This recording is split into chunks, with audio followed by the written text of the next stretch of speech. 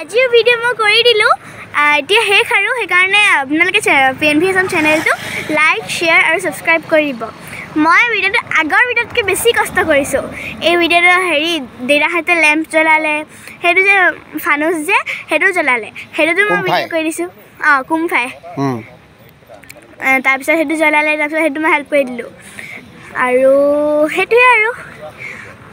আৰু ভিডিওটো কিবি আছে মই গুডি ভিডিওটো কৰি নিদিও আপুনি গুডি ভিডিও চাই ল'ব এতিয়া ধন্যবাদ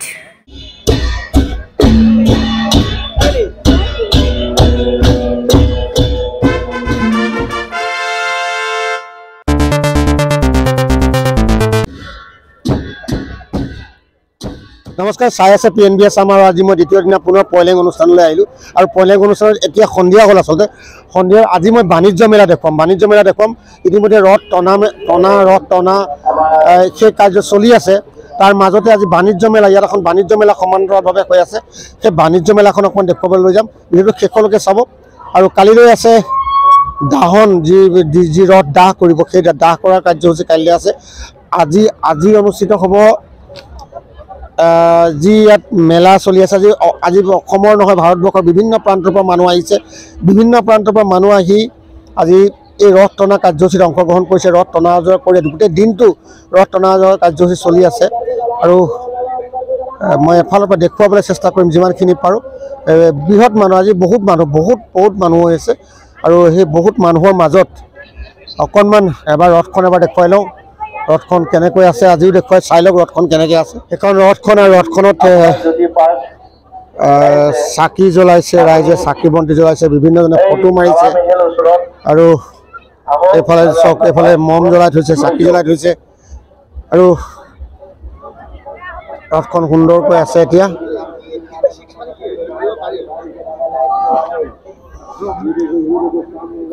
আৰু ইয়াত এটা বস্তু লক্ষ্য কৰক যে প্ৰত্যেকেই যিটো জাতীয় পোছাক শ্যামসকলৰ যিটো জাতীয় পোছাক যিটো আধ্যাত্মিক পোছাক সেই পোছাক সকলোৱে পৰিধান কৰিছে আৰু ল'ৰাৰ পৰা গাভৰুলৈকে প্ৰত্যেকেই সেই পোছাক পৰিধান কৰিছে আৰু এইখন হৈছে ৰথখন কালিৰ পৰাই ৰথখন টনা আৰম্ভ হৈছে আৰু ৰথতে আছে ধৰ্মৰত্ন ডক্টৰ শাসন বংশ মহাথেৰৰ নশ্বৰদেশ ইয়াতে আছে আৰু এই নশ্বৰদেশ অহা কালিলৈ দাহ হ'ব দাহ কৰিব ৰথৰ সৈতে দাহ কৰিব আৰু সেই পয় মানে উৎসৱ লেং মানে হ'ল ৰথ অৰ্থাৎ ৰথ উৎসৱৰ আজি দ্বিতীয় দিনা যিমানখিনি পাৰোঁ মই দেখুৱাবলৈ চেষ্টা কৰিম আজি মই আপোনালোকক মেলাখনলৈ লৈ যাম মেলা কি হৈছে আচলতে আমাৰ ইয়াত আমি পাইছোঁ এইটো ঘোষণা কৰা একদম ওপৰৰ পৰা চাংঘৰৰ পৰা সুন্দৰকৈ সকলোবিলাক নিৰীক্ষণ কৰি আছে আৰু এই মাজে চাওক এই বহিবৰ কাৰণে ৰাইজ যদি ভাগৰ লাগিলে বহিবৰ কাৰণে খুব ধুনীয়া সুবিধা কৰি ৰাইজৰ যদি ভাগৰ লাগিলে ইয়াতে বহিব পাৰে এইবিলাক ব্যৱস্থা আছে আৰু এইফালে যে আমি এতিয়া মেলালৈ মই এখন মেলা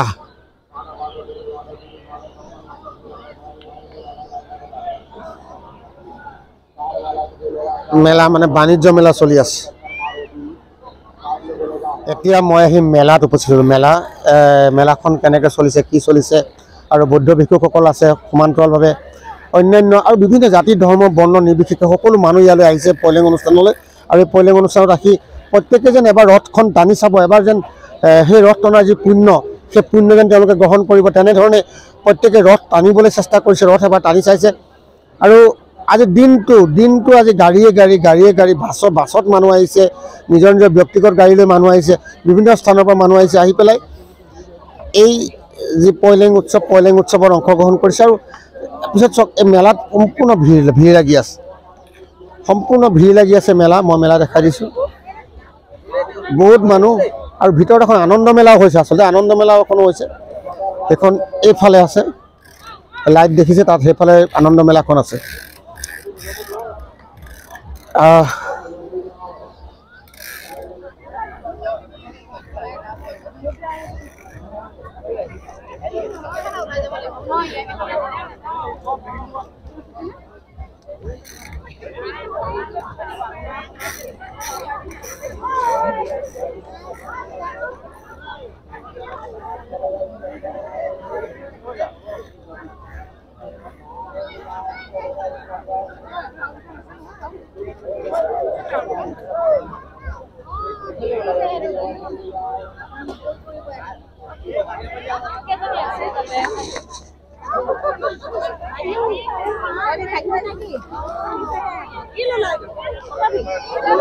এটা কথা ভাবকচোন বাৰু এজন ধৰ্মগুৰুৰ যি সৎকাৰ অনুষ্ঠান যি ৰথ উৎসৱ বা পৈলেং এজন ধৰ্মগুৰুক কিমানখিনি সন্মান দিয়া হৈছে তেখেতৰ বিদায়টোক উৎসৱ হিচাপে পালন কৰা হৈছে আৰু কিমান হাজাৰ হাজাৰ মানুহ এজন ব্যক্তিৰ মৃত্যুত কিমান হাজাৰ হাজাৰ মানুহ গোট খাবলৈ হ'লে মানুহজন কিমান জনপ্ৰিয় হ'ব লাগিব বা কিমান তেওঁৰ প্ৰতি মানুহৰ শ্ৰদ্ধা ভক্তি বিশ্বাস থাকিব লাগিব যে তেতিয়া লাখ লাখ মানুহ হাজাৰ হাজাৰ মানুহ তেখেতৰ সৎকাৰ কাৰ্যসূচীত উপস্থিত থাকিব এজন তেখেতৰ অন্ত্যেষ্টিক্ৰিয়াৰ এক কাৰ্যসূচী অন্যটো বিশেষ নহয় এয়া হৈছে পৈলেং হৈছে ৰথ উৎসৱ এই যিখন ৰথ সেই ৰথখনত তেখেতৰ নচৰদেহ ৰখা হৈছে আজি 7 মাহ দিন সংৰক্ষণ কৰি ৰাখিছে 7 মাহ দিন এটা নচৰদেহ এটা মৃতদেহ সংৰক্ষণ কৰি ৰখাৰ যিটো প্ৰক্ৰিয়া বিজ্ঞানসন্মতভাৱে অকণমান নেগেলা নপচাকৈ বা মামি বনাই ৰখাৰ পিছত কালিলৈ সৎকাৰ কৰিব 7 মাহৰ পাছত আগষ্ট মাহত মৃত্যু হৈছিলে আৰু এতিয়া ফেব্ৰুৱাৰী মাহত তেখেতৰ সৎকাৰ হ'ব অহা কালিলৈ আৰু এতিয়ালৈকে সুন্দৰকৈ যিমানখিনি আধ্যাত্মিক যি চিন্তা চৰ্চা আছিলে বুদ্ধ ধৰ্মৰ যিখিনি নিয়ম নীতি যিখিনি আছে সকলোখিনি অৱলম্বন কৰি এই যি পৈলেং বা যি ৰথ উৎসৱ সেই ৰথ উৎসৱ কাৰ্যসূচী চলি আছে চলাপথাৰ শ্যামগাঁৱত মই দেখুৱাই গৈ থাকিম যিমানখিনি পাৰোঁ আপোনালোকে চাই গৈ থাকক আচলতে কি মেলানো কি চাব য'তে যাওঁ তাতে আজিকালি মেলাটো হয়েই আৰু মেলাত সদায় হয় একেখিনি বস্তুৱে ওলায় একেখিনি বস্তুৱে পাব একেখিনি বস্তুৱে ওলায় মেলাত চাবলগীয়া বিশেষ নাই খাদ্য মেলাও আছে আৰু ইয়াত যিখিনি খোৱা বোৱাৰ ব্যৱস্থা কৰিছে নহয় সেইখিনি সম্পূৰ্ণ বিনামূলীয়া আপোনাৰ ভোক লাগিছে ভাত খাব পাৰিব আপোনাৰ পিয়াহ লাগিছে চাহ খাব বিনামূলীয়া কিন্তু বিনামূলীয়া ব্যৱস্থাও সম্পূৰ্ণৰূপে কৰা আছে এই যিখিনি কাম আৰু দ্বিতীয় ৰথখন যে ৰথখন টানিবলৈ আপোনাৰ আপুনি কোন জাতি কোন ধৰ্ম কোন সম্প্ৰদায় সেইটো আপোনাৰ বিচাৰ নাই সকলোৱে জানিব পাৰে মানুহ মাত্ৰে সকলোৱে জানিব পাৰিব যাৰ ভক্তি আৰু শ্ৰদ্ধা আছে এইফালে আপোনালোকৰ লগত কথা পাতি থাকোঁতে মোৰ ঘৰৰ মানুহবোৰ ক'ত আছে গমেই পোৱা নাই ঘৰৰ মানুহবোৰ বিচাৰি যাওঁ আহি গ'ল এয়া মোৰ ঘৰৰ মানুহ আহি গ'ল বেলুন পাৰ্টি আহি গ'ল এতিয়া ক'ত আছে বিচাৰি লওঁ মানুহবোৰ হা আনন্দ মেলা মায়ে জানিব মই কেনেকৈ জানিম এনে মই ঘৰৰ মানুহ বিচাৰি লওঁ আগে কিবা এটা খাই ল'ব লাগিব আচলতে খোৱাটো মেইন হয় নাই খোৱা মেইন আচ্ছা আমাৰ গোটেই পাৰ্টি আহি গ'ল এয়া আমাৰ বোৱাৰী আৰু আমাৰ খোলালি দুইটা এইকেইটা ওপৰলৈ কি আছে এইকেইটা আমাৰ মামনি বাই হাই বঢ়িয়া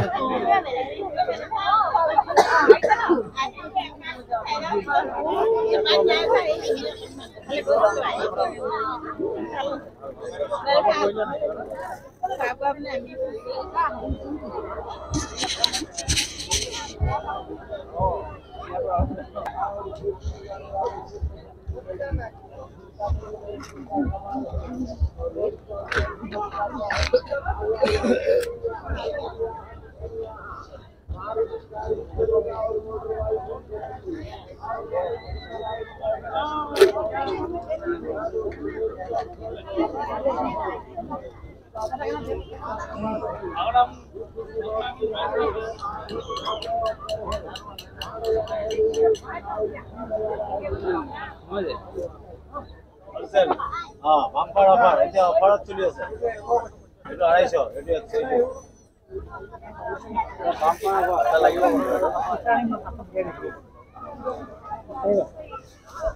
ইস্তাইলে আকৌ তুমি কাম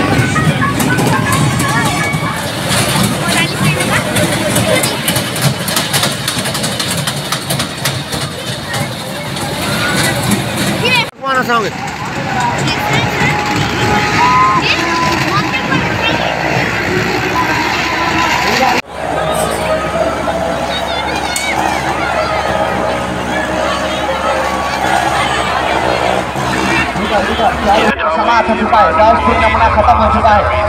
अभी खेल प्रकार चालू कर दिया जाएगा, शुरू कर दिया जाएगा। चलिए आप लोग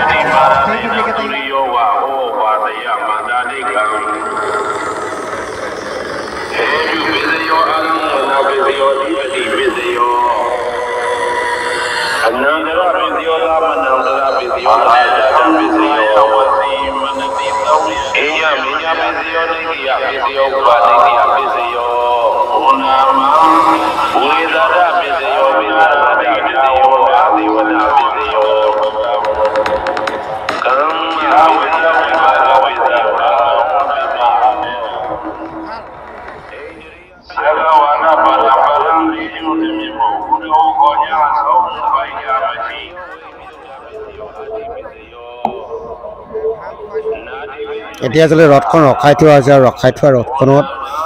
পূজা অৰ্চনা চলি আছে। বিভিন্নজন আহিছে ভক্ত আৰু বিভিন্ন ভক্তই পূজা অৰ্চনা চলাই আছে। তেখেতসকলে পূজা অৰ্চনা কৰিছে তেওঁলোকৰ আৰু মংগলাচৰণ কৰি থকা হৈছে। এইদৰে আচলতে ধৰ্মগুৰুজনক শেষ বিদায় দিয়াৰ যি আধ্যাত্মিক যি চিন্তা চৰ্চা, আধ্যাত্মিকভাৱে তেখেতক যি কাৰ্যসূচী গ্ৰহণ কৰিছে সম্পূৰ্ণৰূপে আপুনি দেখিছে। মোৰ পিছফালে বহুত বয়সস্থ মহিলাই আহিছে, আইসকল আহিছে। তেখেতসকলে নিজেই সুন্দৰকৈ আচলতে পূজা অৰ্চনা কৰি আছে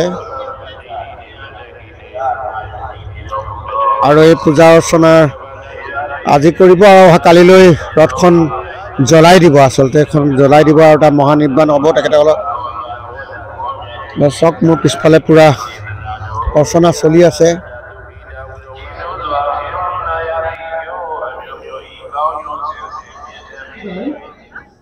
কাৰণ দুইফালে গাড়ী ৰখাৰ বাবে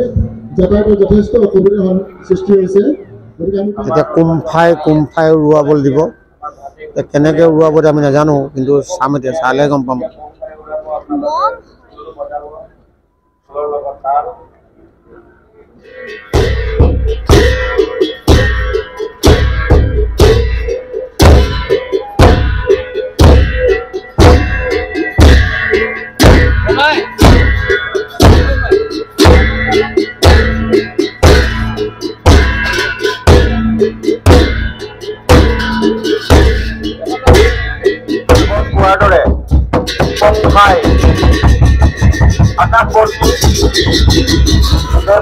আপোনালোকৰ আগত দেখুৱাইছে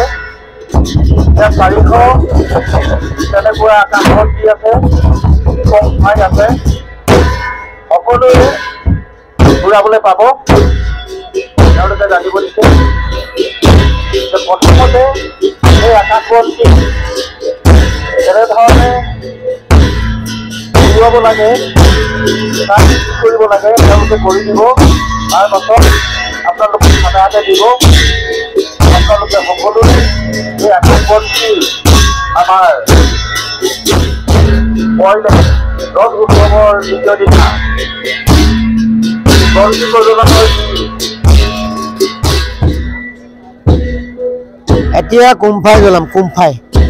এইটো আকাশবন্তি। আচলতে আকাশবন্তি একেলগে 400 আকাশবন্তি জ্বলিব।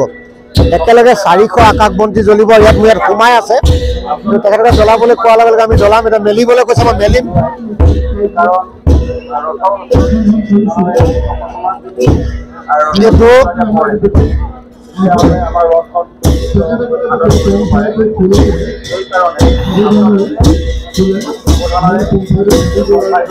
এইটো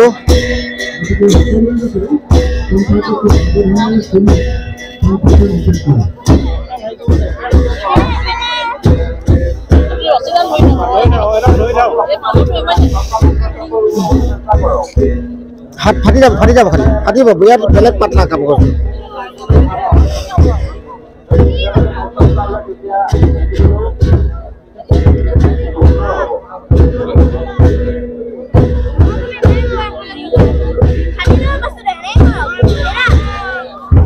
পেকেটটোতে আছে বোলে জ্বলোৱা সামগ্ৰী আছে এইটো খোলা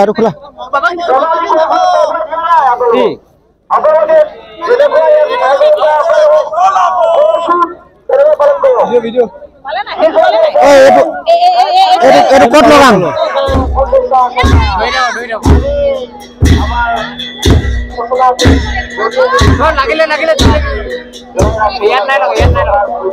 এনে ভয় খুৱাই দিছে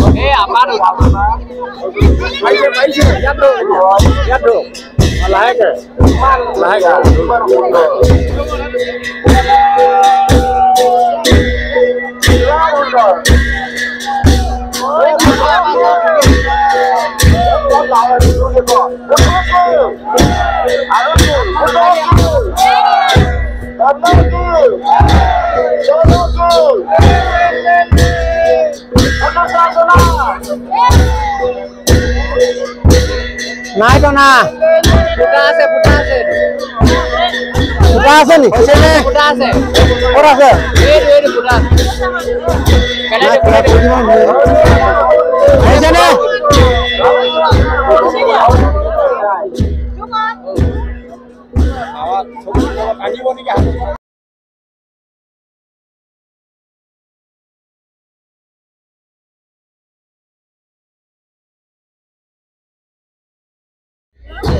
খুব সুন্দৰ এক নৃত্য প্ৰদৰ্শন হৈ আছে ৰথৰ সন্মুখতে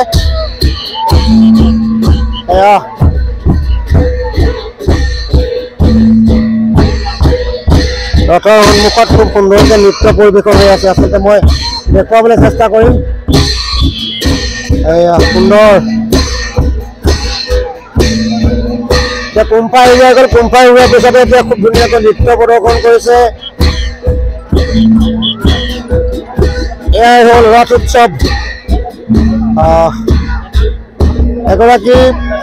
ইমান আনন্দ মনেৰে এগৰাকী গুৰুক তেখেতক শেষ বিদায় জনাইছে আৰু ইমান সুন্দৰকৈ গোটেই গাঁৱৰ ৰাইজে এয়াই চাব লাগে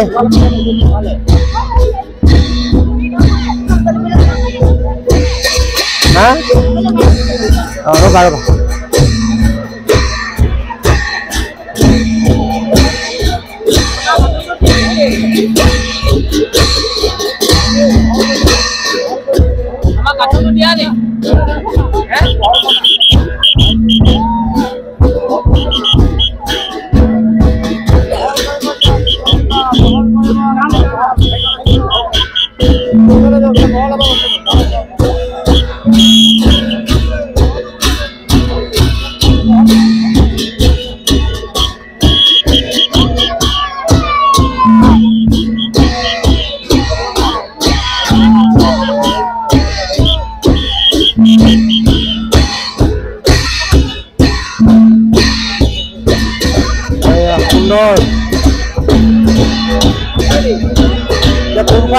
কুম্ফা এৰিয়াৰ পিছতে এতিয়া খুব ধুনীয়াকৈ নৃত্য প্ৰদৰ্শন কৰিছে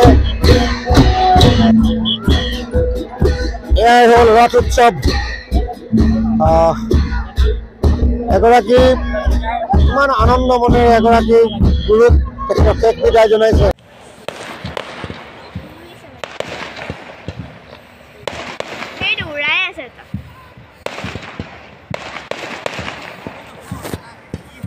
এটা আমাৰ লাস্ট ডে আমি যাওয়াৰ